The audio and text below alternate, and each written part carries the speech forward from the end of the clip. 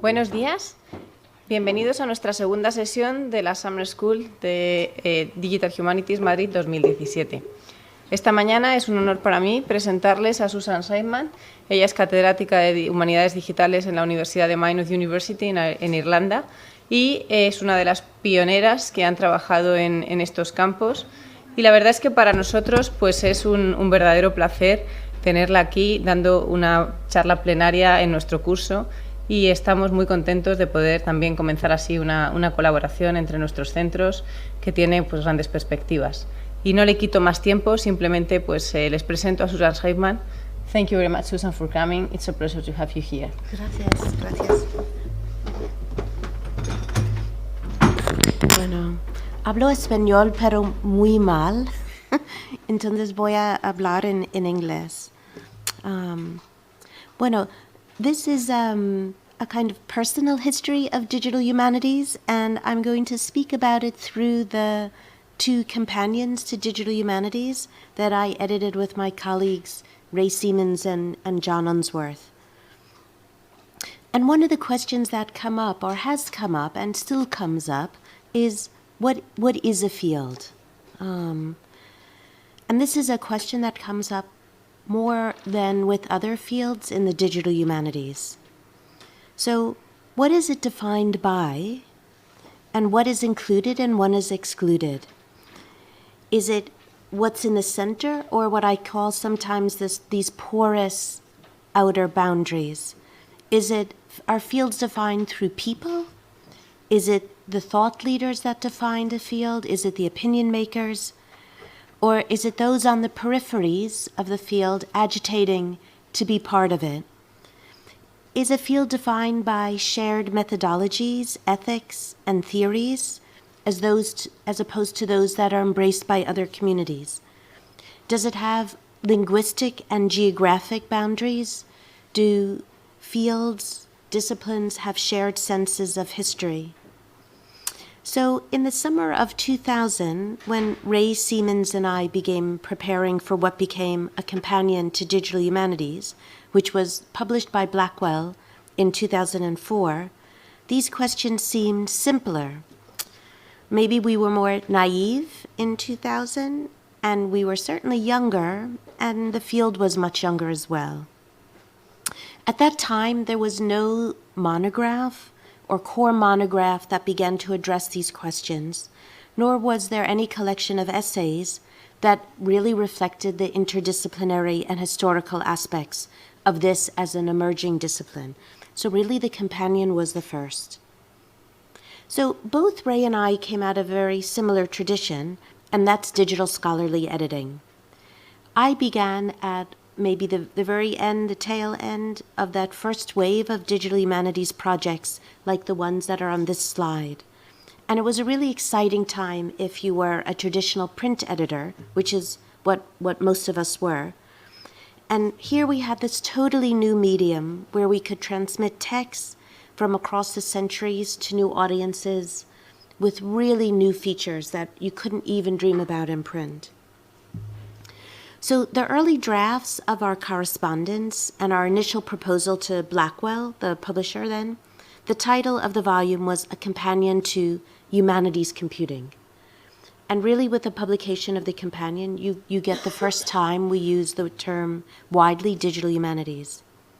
So when we thought about who our audience was, it was not just to our peers in humanities computing, which was much smaller at the time, but to the growing number of postgraduate and undergraduate courses that were starting to be offered then, and really to people who were starting to think that this might be something, a field, a set of methods that was interesting to them.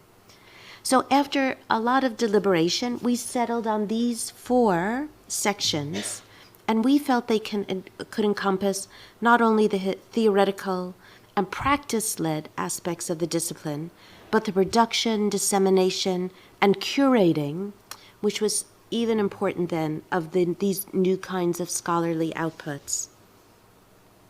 In 2012, we began planning for what became a new companion for digital humanities.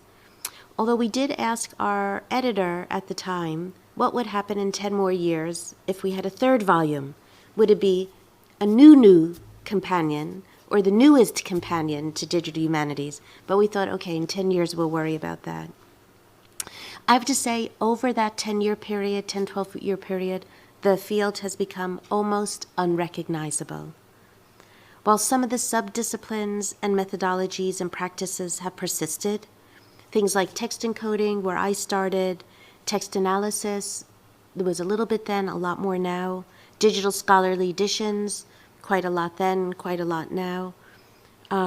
Areas such as dissemination have taken on really wider meanings and methods because now we have so many devices that we didn't have in 2000.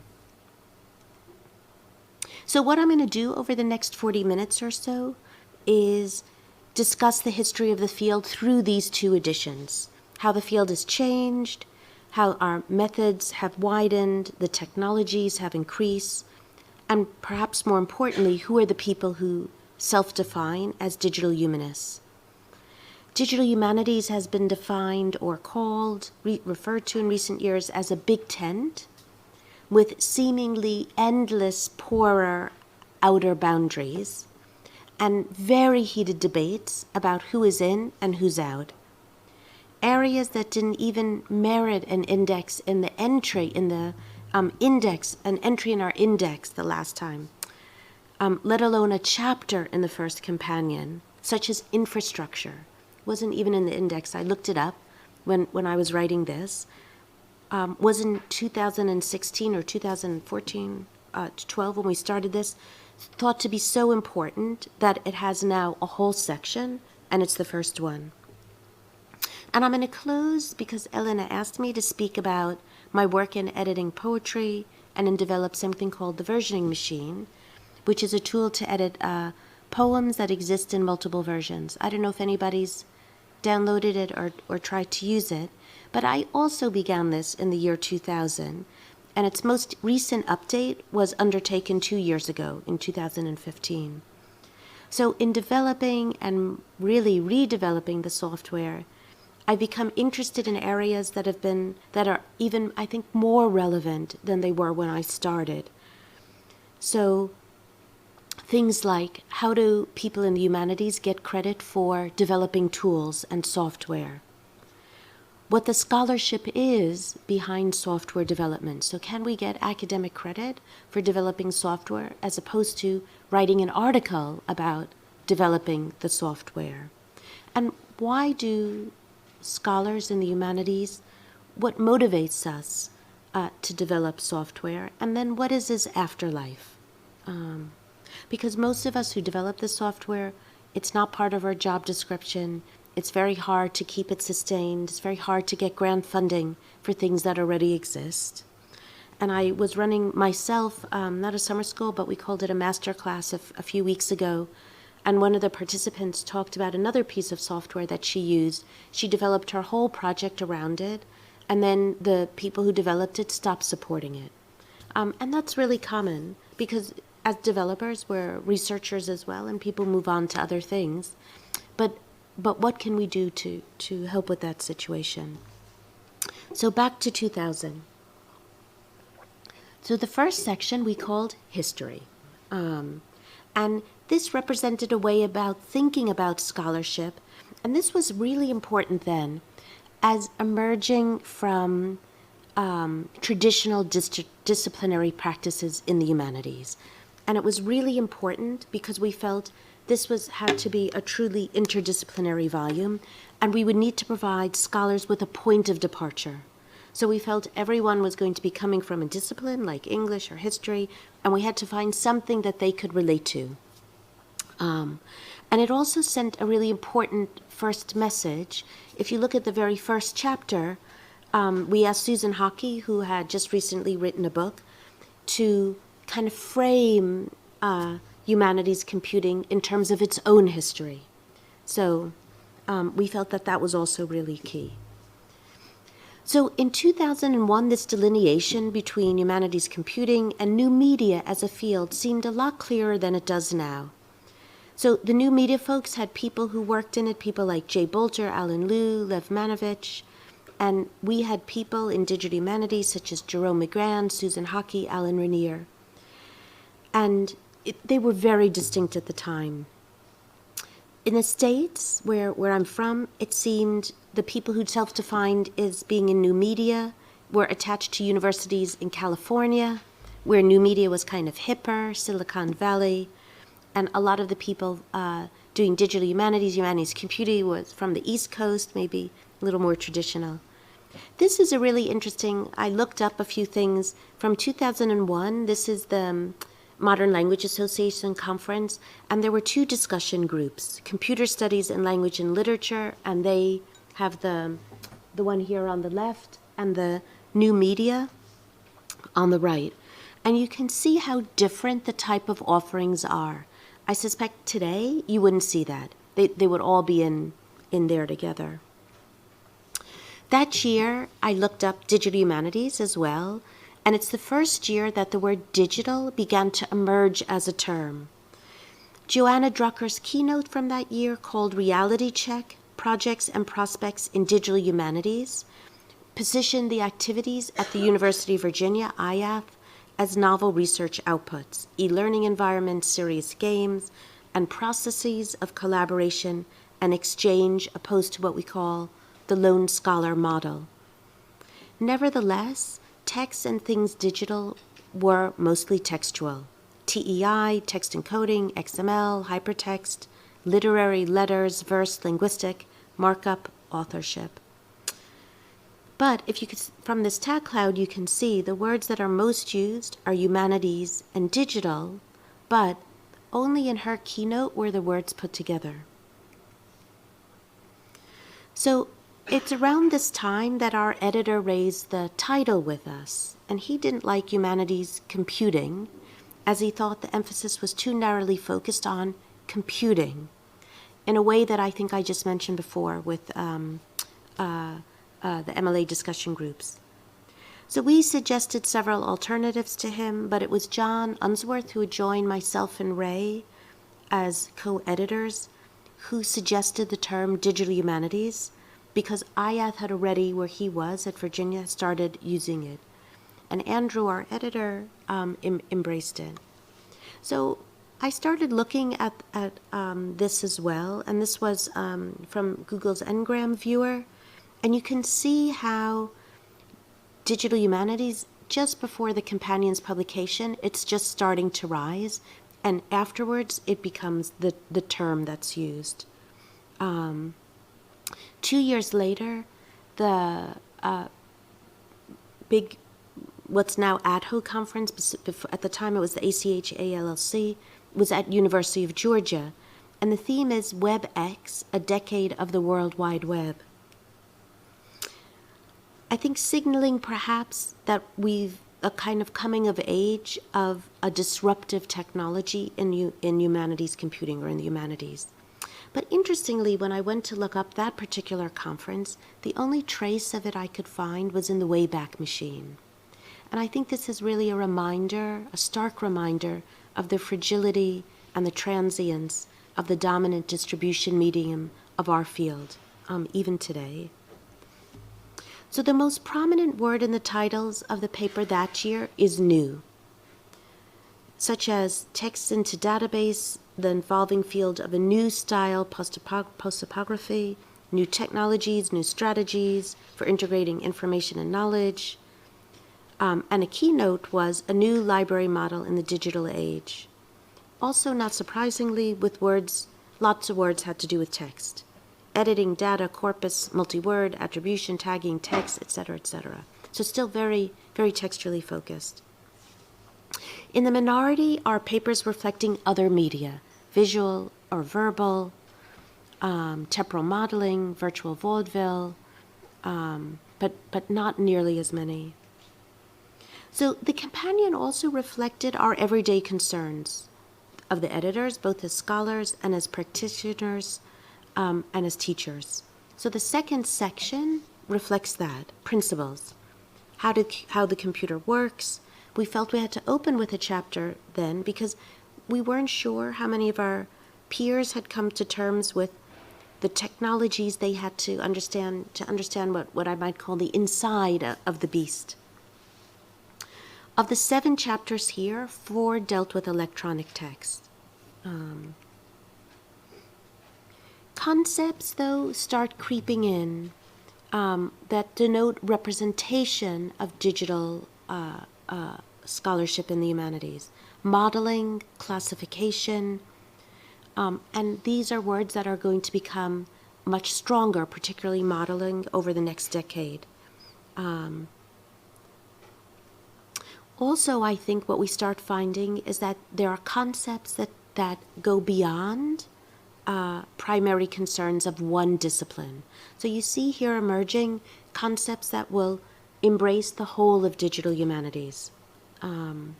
Representing and remaking figure strongly here. And this, I think, is very much the conversion from analog to digital and the affordances that the new digital offers. In the very act of remaking, as Jerome again says, of translating our archive of cultural materials, we are called to a clarity of thought about textuality that most people, even most scholars, rarely undertake. And later, Jerome again would have a word for this, which is called deformance. The 3rd section is entitled Applications, and here our intention was to move from purely disciplinary practice of the 1st section and the common methods of the 2nd into application. How do you use these things? And I think even more than today, it was key to make explicit applications that existed at the intersections between new technologies, traditional genres, and theoretical perspectives. And this section, theory turns into practice. It's a practice that bound us or differentiated us from, as a community, from our nearest neighbors, such as computer science and library and information studies. And of note here is Carol Promer's chapter, Thematic Research Collections. So I'd like to talk about that one because it speaks to some of the area that I spoke about at the very beginning. And it was really an early attempt to name and define and delineate from other analog and digital knowledge production the kind of scholarship that we call digital scholarly editions, digital archives, digital libraries, thematic research collection. And it's still a field, a discipline, subdiscipline that's really hard to define. John Unsworth, who was a colleague of hers at Illinois at this point, used that term in a talk a couple of years earlier. And she was responding to one of the times leveled at researchers in the field, that they were not researchers. This was not doing scholarship that we do in the humanities, but creating collections like this was more like what librarians or archivists did. In other words, we weren't creating scholarship that was like creating a monograph or an article, and hence could not be valued equally to more traditional scholarly outputs.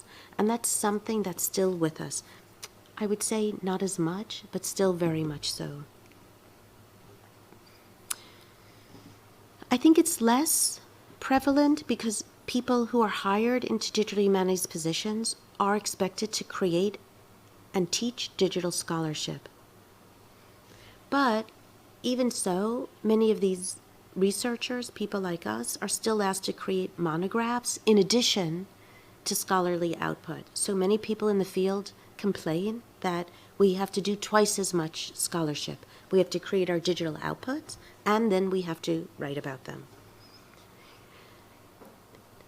But this is also awkward because as the range of digital scholarship has increased and as our research takes us into areas that don't even resemble print counterparts, as digital scholarly editions do, the more difficult it is for our more traditionally trained peers not only to evaluate this scholarship, but to value it. So the 4th and last section, production, dissemination, archive, was kind of a catch bag for a lot of things that we thought were important. It had some what I'll call how-to articles, how to create sustainable digital objects and projects, so standards, types of objects, what issues to think about in terms of usability and interface, and how to convert primary sources. There's no articles here on things like reusability. Wasn't even thought of. Harvesting, integrating collections. I think that would come much later. But this section contains 2 chapters that deal with issues I've already alluded to. 35, chapter 35, Valuing Digital Scholarship, and 33, The Creation, Valuing, and Maintenance of Domain-Specific Tools. So interestingly, even at the beginning of the field, some of the major concerns we have today were already emerging.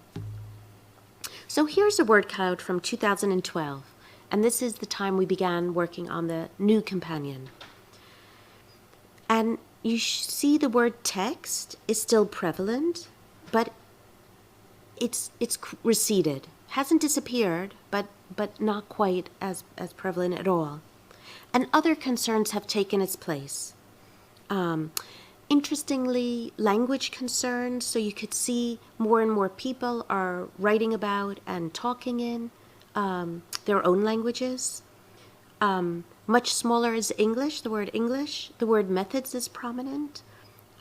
Research, analysis, exploring disciplines like literature, history, classical studies, that's prominent. The World Wide Web that was really prominent in 2003 has almost disappeared. Maybe a reflection of the medium that most of us display, work in, write for, has become so normalized we don't even talk about it. The same year, 2012, at the MLA, there were many digital literature sessions. Here's a couple titles. But these sessions caught the eye of someone called Stanley Fish, retired, distinguished professor of literature at Florida International University, and also a contributor to the New York Times. They have an online blog called Opinionator. And on December 26th, the MLA is always around Christmas, he published a critique of the MLA's conference program. So they published the program. It's one of their issues of the PMLA. It's as thick as a volume. And he discovered a new and hereto unknown force, at least to him, in literary scholarship.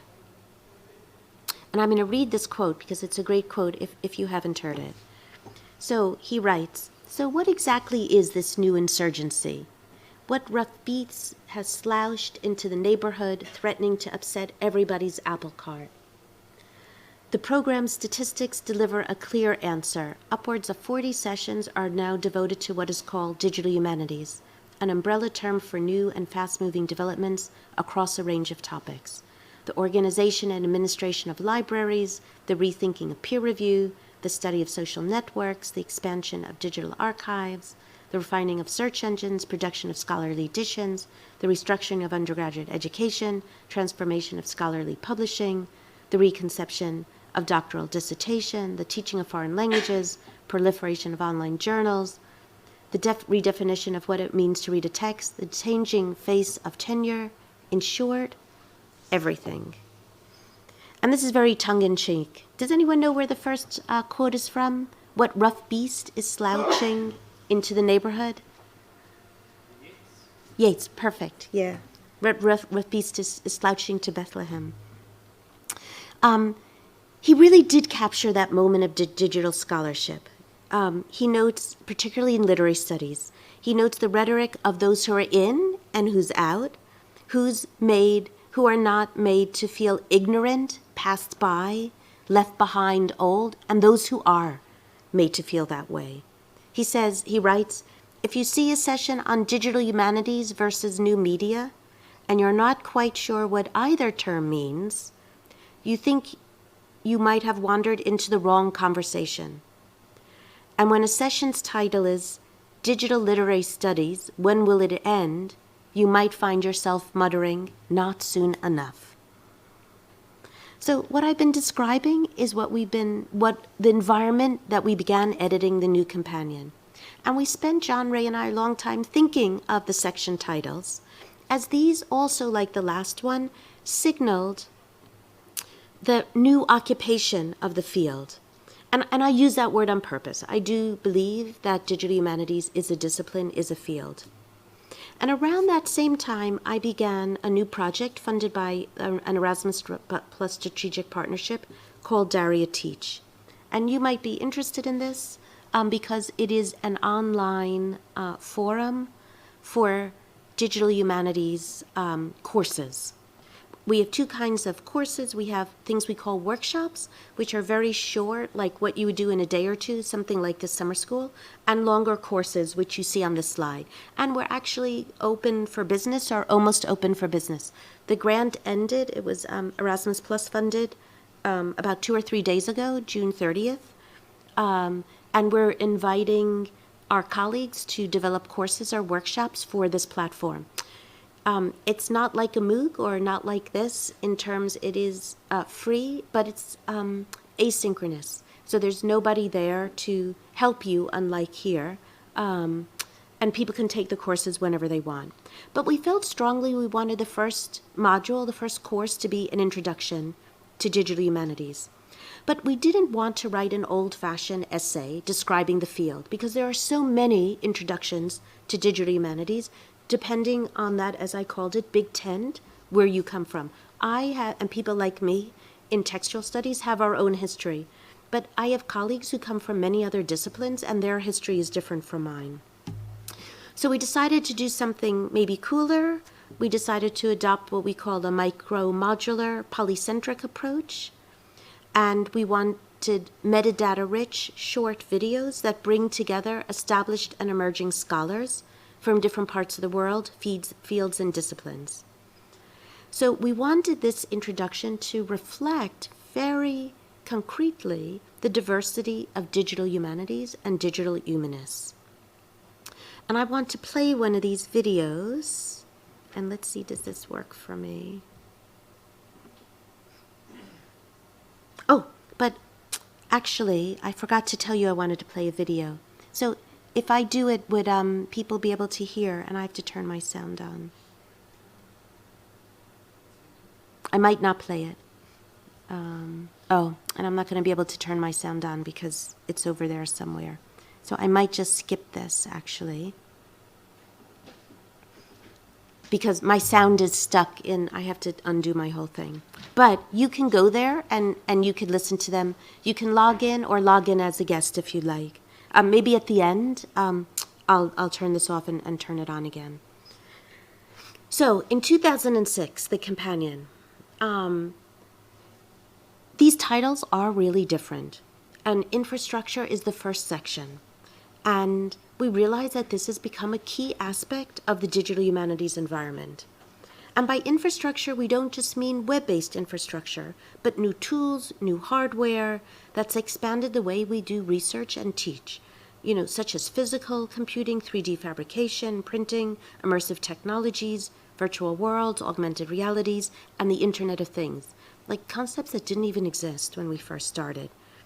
The selection and creation, this section on creation naturally follows from infrastructure, which provides a framework within which we can create. So we have to have a framework, the infrastructure, to know what we're creating. This section explores the creative process from angles that are interdisciplinary, games, new media, things like exploratory programming, virtual worlds, electronic literature, and retro computing. Piecing together fragmentary bits and bytes on a hard drive to restore what has been recovered, to recover things or restore what's been erased. By far the largest section, though, is analysis. 13 chapters. And we thought, oh, that's really unbalanced. But really we couldn't find another way to do it. And it really reflects a real shift in the field to not only creating things like digital archives, but how we increasingly use the digital scholarship that we create. And of course, we have things today that we didn't have in 2000. Huge corpora of text, for example. So here the chapters explore what it means to use computational methodologies, moving beyond what we've been able to do with print-based sources what linguistic and computational thinking brings to the research process, which is the theme of this summer school. So I think about it that these chapters explore what I will call the so what conundrum that many of us have found ourselves in when explaining our methods to doubting colleagues, or to colleagues that tell us the insights that we have to a corpus are those that any learned scholar of the person or the period would know. But now we're in a position where we can work with corpora, that have millions of texts, that even a learned person in the field could not read that much and understand it. So I think we're really moving into answering these so what can you do with these digital tools and methods. And I think younger people who are being trained now have an advantage that they will come out with a set of skills that may be disciplinary based and digitally based, and will be able to do scholarship that just wasn't conceivable, and have insights that you could not have 20 years ago. I should say before I forget that the first companion, the Companion to Digital Humanities, is freely available online. If you just Google it, you'll find it. Unfortunately, the second one isn't, but when it was published about a year and a half ago, you can buy all the different kinds of texts, so the e-version, the hardback, the paperback, all at the same time, not several years later, and all at their respective price points. And the paperback and the e-version are quite reasonable, but the first one is online. So the last two sections, dissemination, past, present, and future, speak to the final stages of research, how we share our work, how work is preserved, reviewed, and reused. I don't have to tell you, digital scholarship is much more fragile than print. We don't have the infrastructure to preserve it or migrate it, adapt it to new software and standards, except in most cases manually. And this is, I would say, one of the major challenges of the field. And we do have many colleagues in particularly the library community that are really stepping up to this challenge. Dissemination is something I'm very interested in, that encompasses new ways of working, for example, not just of putting our work on devices like these, but in working with the public. How we disseminate our work as researchers, and how we involve the public in our work through things like crowdsourcing, which is a term I don't like so much, and a term I like better, participatory engagement, and where the public are collaborators within our research projects.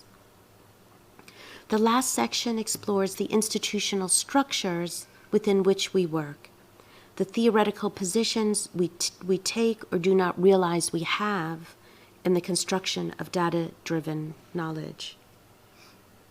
So I said I'd end by talking about the versioning machine. And it began with a really simple idea. How can we leverage the World Wide Web to allow us to edit and publish poetry that exists in multiple versions? And it was really hard. I have lots of versions of the versioning machine.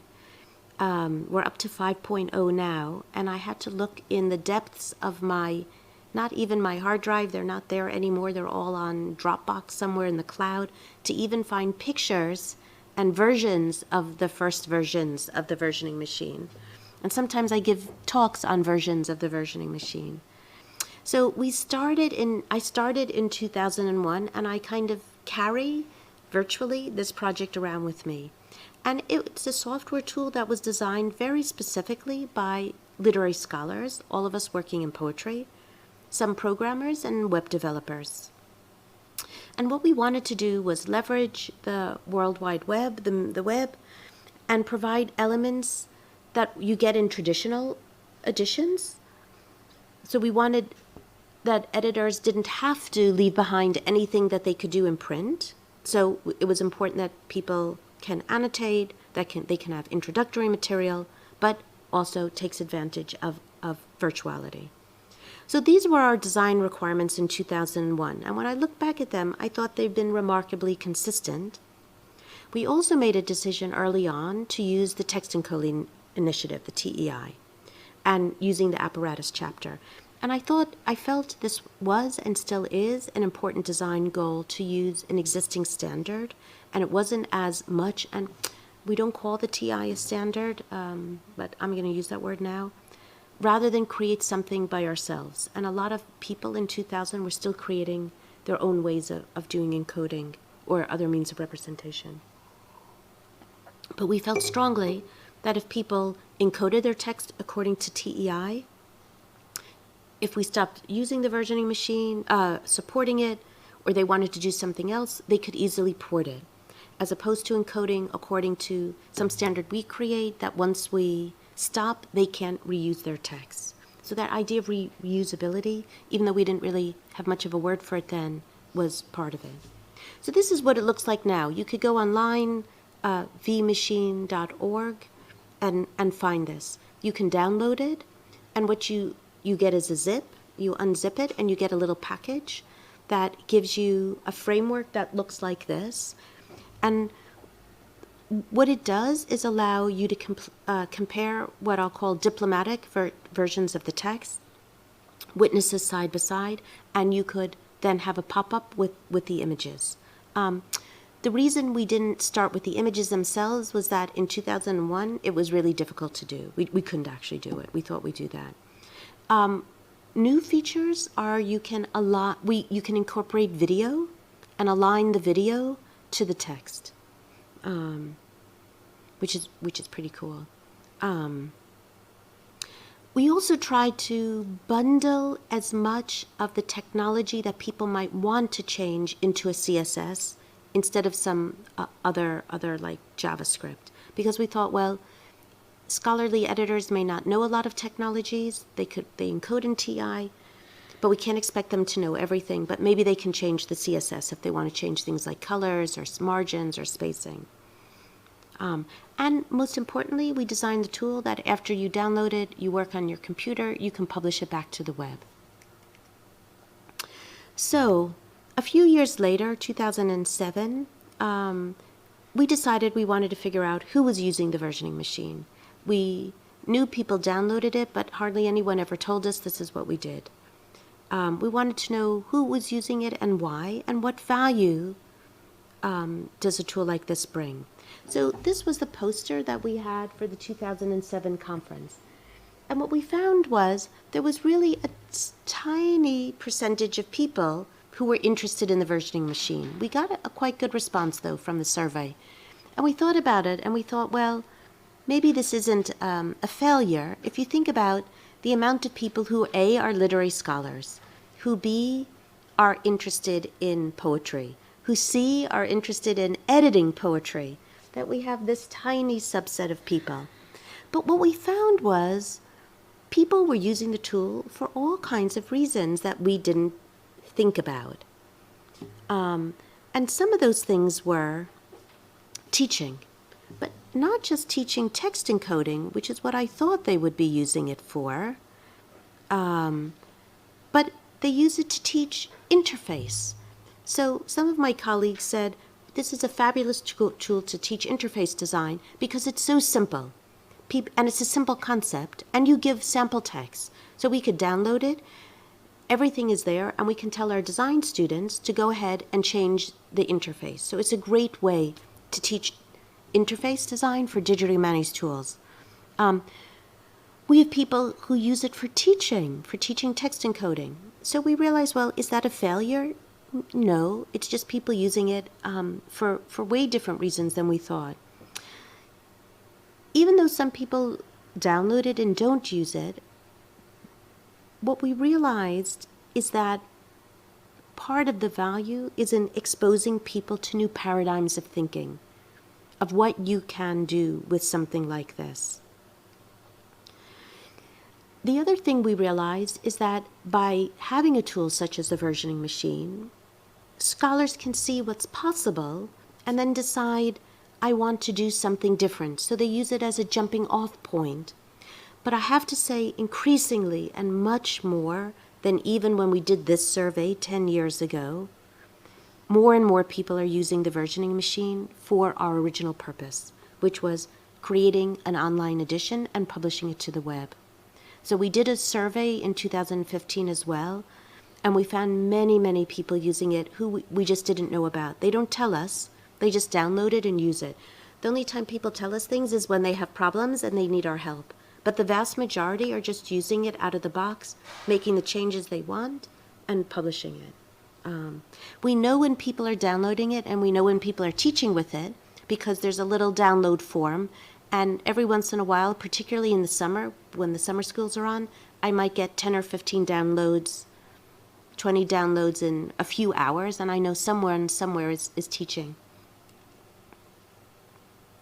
So I can get to the web, and I just thought I'd show you this in the last couple of minutes.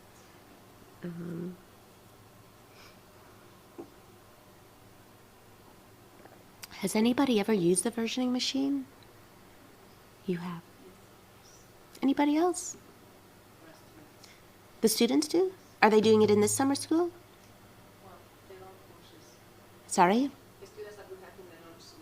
Ah, okay. Now somehow this doesn't want to go, so I'm just gonna, if I can get out of this.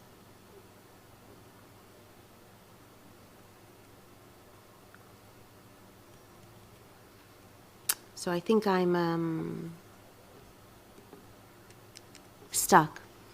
So I didn't have any more. I was just going to show you the versioning machine. So maybe we could stop and I can answer some questions and I'll go back and see if I can get this to come up. I can put the video on, but now I think I'm kind of stuck here. But we can put it on another one. I might have to turn this one off.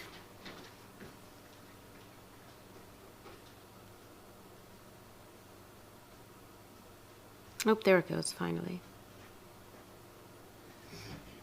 So this is what you get to if you go online. We always give people sample text. Sometimes we add more. This was my favorite. And you can see you can download the HTML. This I like the best because it has fabulous images. She's a Dadaist poet that was at University of Maryland, and this is encoded by my friend Tanya Clement and my colleague now. Friend, colleague, and former student. You can blow it up.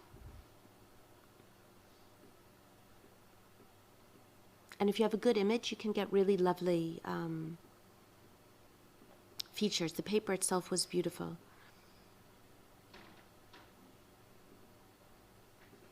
You get bibliographical information, and you can see lines across texts. So basically, it was a tool to develop text that exists in multiple versions. You can see there are 6 texts. You can move these windows around. You can compare things in different ways. In some way, it's still quite traditional. We did add some new features.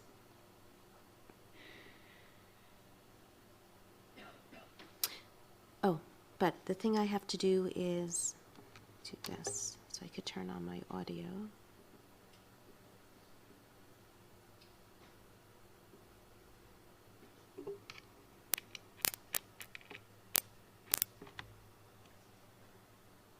Oh, the mic will just pick it up. I forgot about that. Can I play it?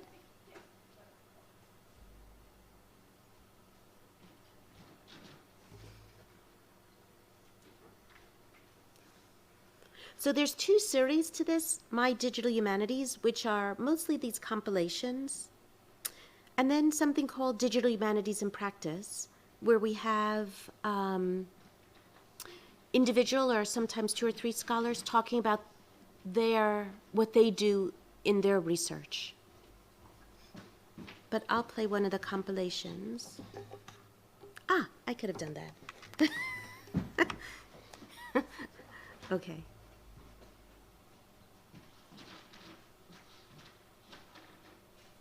Oops.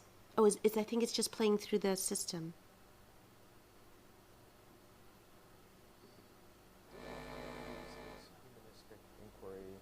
Advanced through computational means.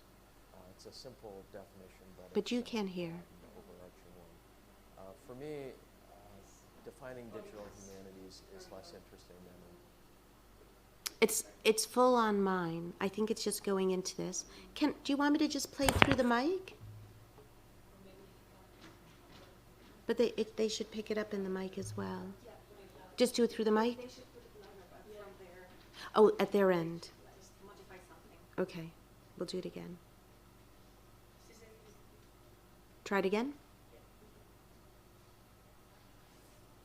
No.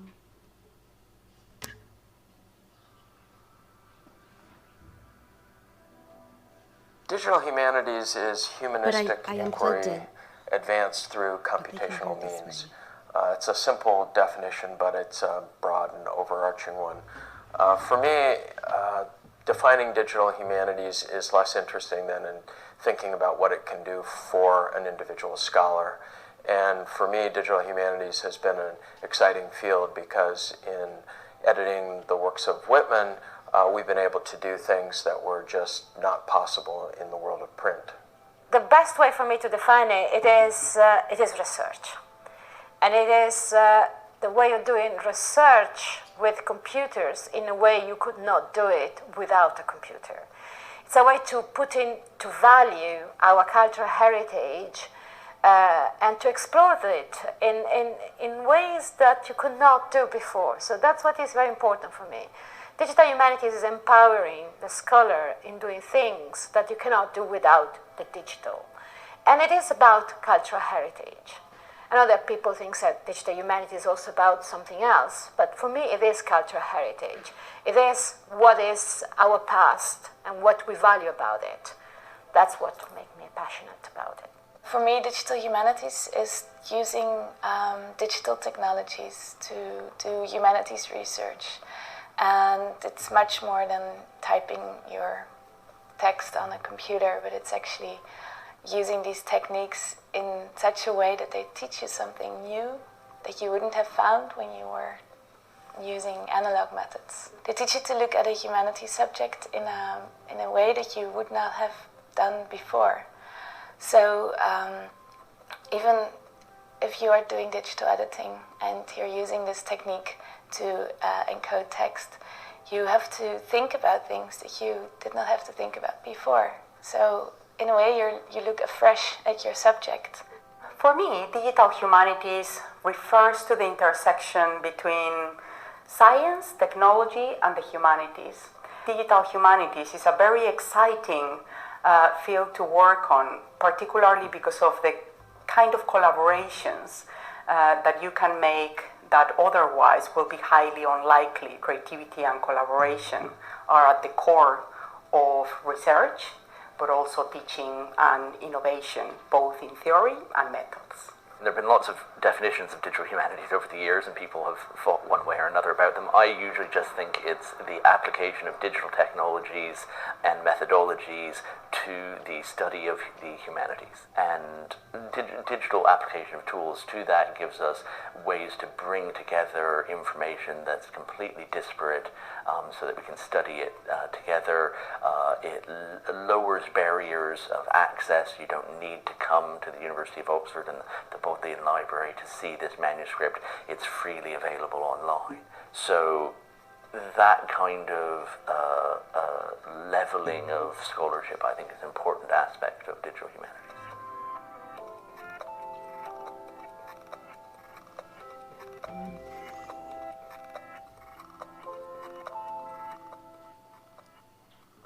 So we're also open for business for this. There are guidelines. We accept videos in other languages. And what we'll do, if they're not in English, is just ask them to be subtitled. We also have a YouTube channel, and you can go online and look at them there, but they're all available through our Daria Teach site.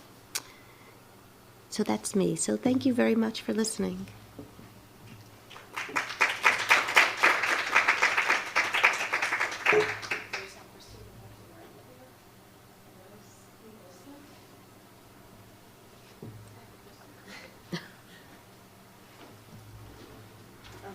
First of all,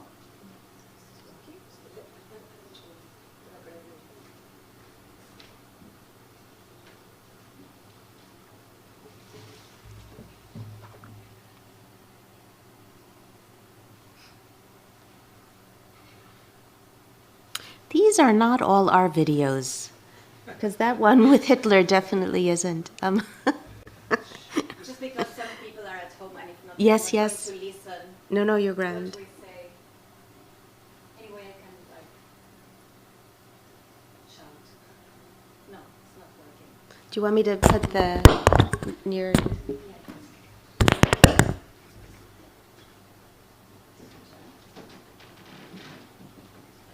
I can use one of this. Yeah.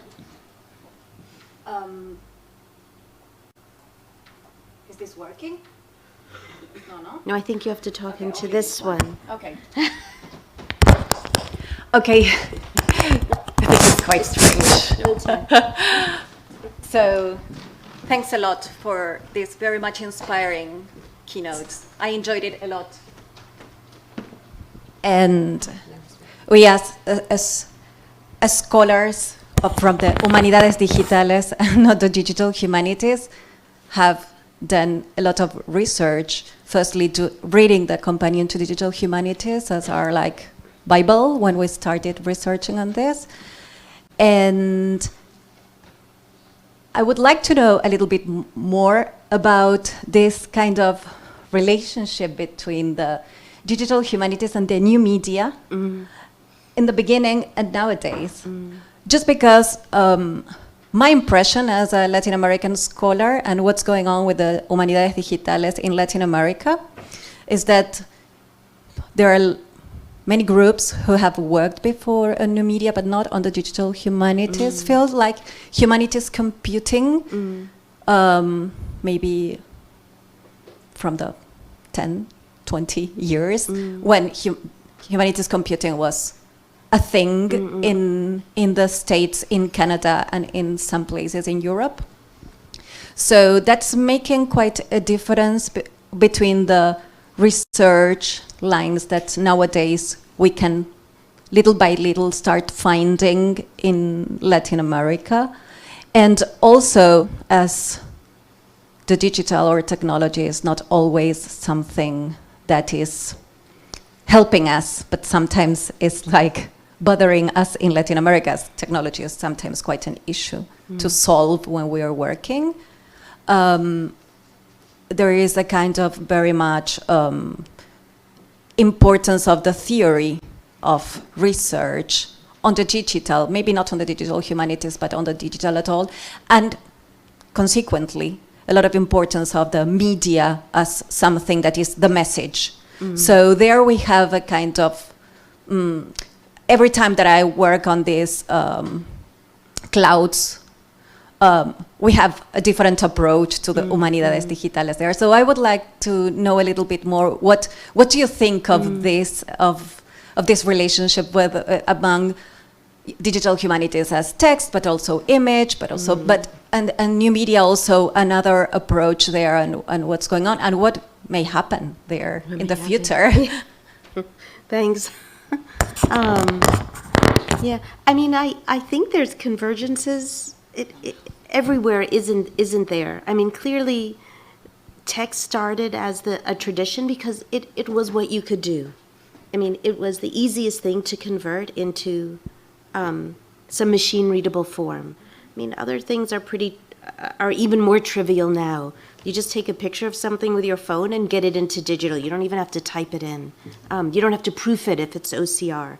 So text has become one of the more, I don't want to say difficult things, but it can be more difficult than other media. I mean, I always thought I never thought of myself as someone who does media studies.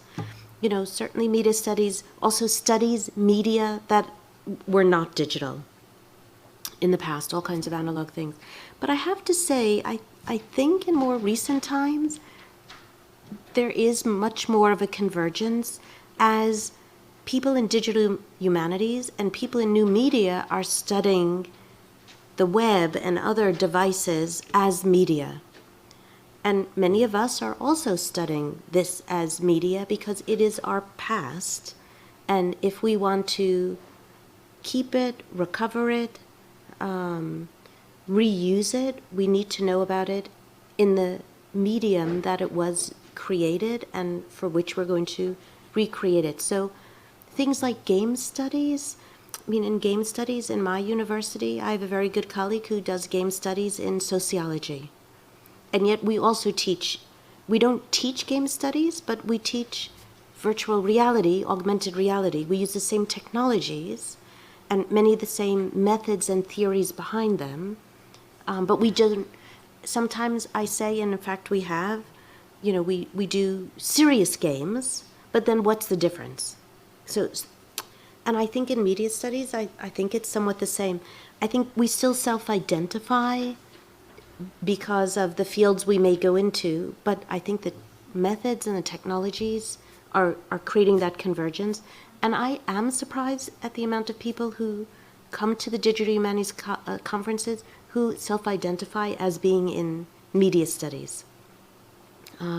So I do think the methodologies are causing a convergence in a way that is not so much interdisciplinary, but different theoretical and methodological approaches to work on the same problems, technologies with very similar methods. I don't know if that answers. But I do think as more emerging communities begin to adopt the digital, it's interesting because they come into the practice in very different places. So if it's more emerging, and it certainly is in Latin America, you wouldn't start in the same place that we started 20 years ago. You're starting into an environment where all these things are prevalent and usable. Having said that, you know, still creating, for example, I would say, whatever you want to call them, scholarly editions of images is still something we haven't done very much of. We have lots of repositories, but what does it mean to create an edition of an image-based corpus? And that's where I think some of the exciting research is to be had, that, you know, it's not so hard to put what I call the 2020 view, you know, 20 images by 20 on a page. But that's not scholarship, is it?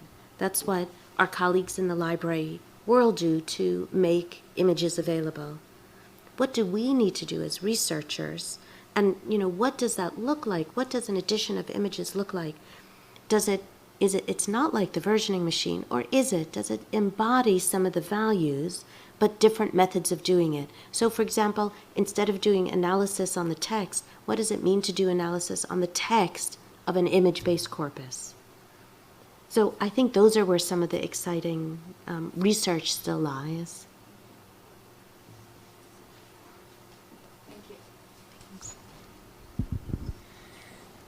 Hi, thank you for this interesting talk. I have a short question because we are almost on time. My question is about the versioning machine, because it's a project that we have followed for a lot and we have used for, well, even for our courses that are not digital humanities courses. And even though it's a project that has, well, it's a long-term project, I'm curious about how you estimate the amount of work, money, and effort that has cost you totally, because when you see such kind of project, well, I know there is a lot of effort behind and there are like some stages, but how could you like measure the, well, I mean, how long did you take to develop it, or how many versions, or how many projects? There's 5 versions now. Mm-hmm. So, and sometimes we even had like, 3.1 when we did minor things. We tried to do like, be like the real software developers. But I shouldn't probably say this, but it's a project that has had virtually no funding. Mostly what I've done is, as I've been in different universities, when I have staff, people who can work on it with me, for some reason, we redevelop it. A couple years ago, I was on a project, the last redevelopment. 2 years ago, I was on a project funded by SHERC, Modernist Circles project, and I got, I think, about 10,000 Canadian dollars, and it supported 2 of my PhD students, and they worked with 2 of my master students who worked on it for their internships.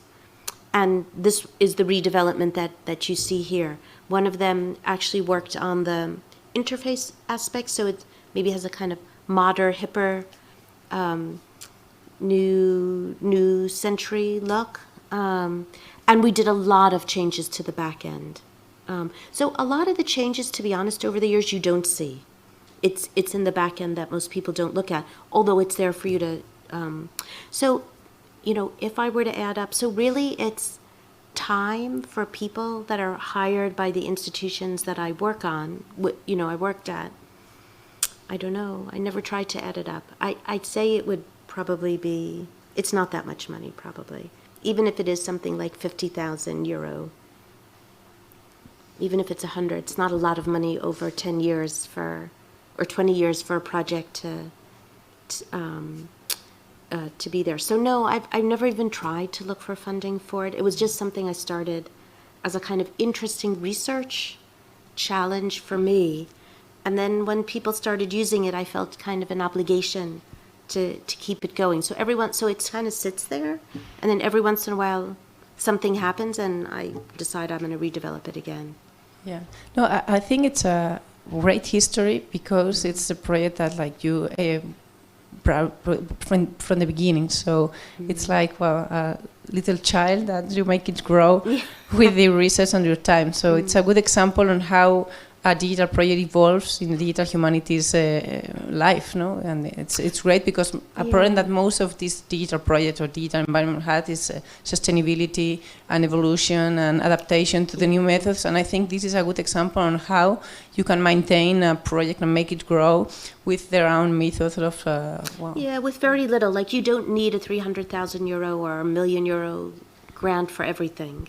It's a good example. Not so many projects are like that. So. Yeah. And the other thing I have found interesting about it, which I've alluded to in the talk, it's made me think, or it's made me embed as part of my own research and interests, things like how do we get credit for tools, building tools in the humanities. It's not something, and even that we use the word tools, we don't call it software.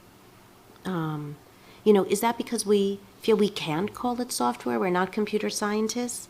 So I did a few years after this another survey I did with my colleague on people who do tool development, software development in the humanities. Why do you do it? And we published it in, I think, the Journal of Digital Humanities, I think one of those. Because we were curious, why did people do it when you really don't get very much credit for it? So it's brought me into areas that I've published on, and I am working on a volume now on valuing digital. The original working title was called Downstream from the Digital Humanities. What happens after we do our digital scholarship? How do we value it? How do we get credit for it? So because of this, I became interested in that. And there is a collection of articles in a publication of the Modern Language Association called Profession. It was published in 2011, and they've made those articles freely online. And a lot of people use them when they're looking for in the States, promotion, tenure, or going for promotion in Europe. You know, how do I explain or get my department to understand the scholarship that I'm doing? So this is, in a way, I don't want to say an update to that, but you know, it's 5 years later and we've moved on. So that book should be out, I think, within the year. Mm-hmm. Yeah, thank you very much. It's a very good example on how these things are working everywhere. So yeah, it's great. So thank you very much for your talk. We are now out of time completely. And yeah, we are very pleased to have you here. We can continue at the coffee.